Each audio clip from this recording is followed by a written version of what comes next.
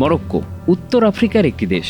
তার ইসলামী ঐতিহ্য এবং সংস্কৃতির জন্য বিশ্বজুড়ে পরিচিত, কিন্তু সম্প্রতি দেশটি আরেকটি অনন্য উদ্যোগের মাধ্যমে আলোচনায় উঠে এসেছে।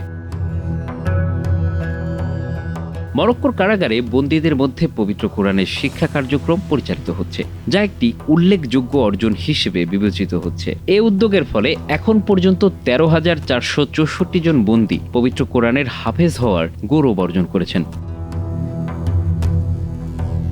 মরক্কোর কারা প্রশাসনের জেনারেল বোর্ড, দেশের আওকাফ এবং ইসলামিক বিষয়ক মন্ত্রণালয়ের সহযোগিতায় এই কর্মসূচি শুরু করেন। বন্দীদের শুধুমাত্র শাস্তি প্রদান নয়, বরং তাদের নৈতিক ও আত্মিক উন্নয়নের জন্য এই উদ্যোগ গ্রহণ করা হয়।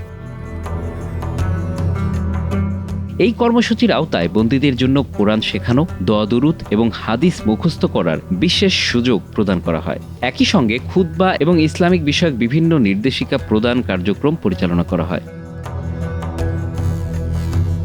2024 সালের মধ্যে প্রায় 13,464 জন বন্দী পবিত্র কোরআনের হাফেজ হয়েছেন। এছাড়া 67,772 জন বন্দী তাবলিগ, ওয়াজ এবং নির্দেশনামূলক কর্মসূচির মাধ্যমে উপকৃত হয়েছেন।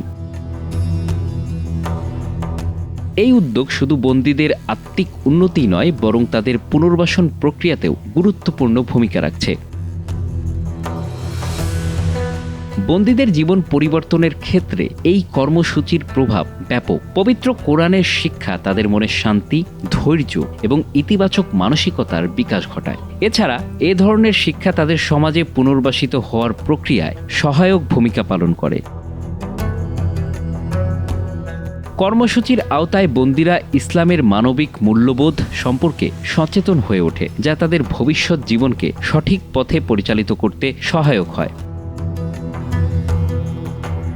মরক্কোর কারাগারে প্রশাসন এই কর্মসূচি বাস্তবায়নে অনেক পদক্ষেপ গ্রহণ করেছে। বন্দীদের জন্য আলাদা কোরআন শিক্ষার ক্লাস, যোগ্য শিক্ষক নিয়োগ এবং কোরআন মুখস্থ করার জন্য উৎসাহ প্রদান করা হয়। বন্দীদের জন্য প্রতিযোগিতামূলক কোরআন তেলাওয়াতের আয়োজনও করা হয়। এসব উদ্যোগ বন্দীদের মধ্যে শিক্ষার প্রতি আগ্রহ এবং আত্মিক উন্নয়নের প্রবণতা বাড়িয়েছে। মরক্কোর এই উদ্যোগের সাফল্যের ফলে প্রশাসন ভবিষ্যতে আরও বড় পরিসরে এই কার্যক্রম চালু করার পরিকল্পনা করেছে। IQN জানিয়েছে, ভবিষ্যতে কারাগারে কোরআন শিক্ষা কার্যক্রম বাস্তবায়নকারী প্রতিষ্ঠানের সংখ্যা বাড়ানো হবে। কেবল কোরআন শিক্ষা নয়, ভবিষ্যতে বন্দীদের জন্য আধুনিক শিক্ষা এবং প্রযুক্তিগত দক্ষতা বৃদ্ধির জন্য পদক্ষেপ গ্রহণের পরিকল্পনা রয়েছে দেশটির। Bangla affairs news desk.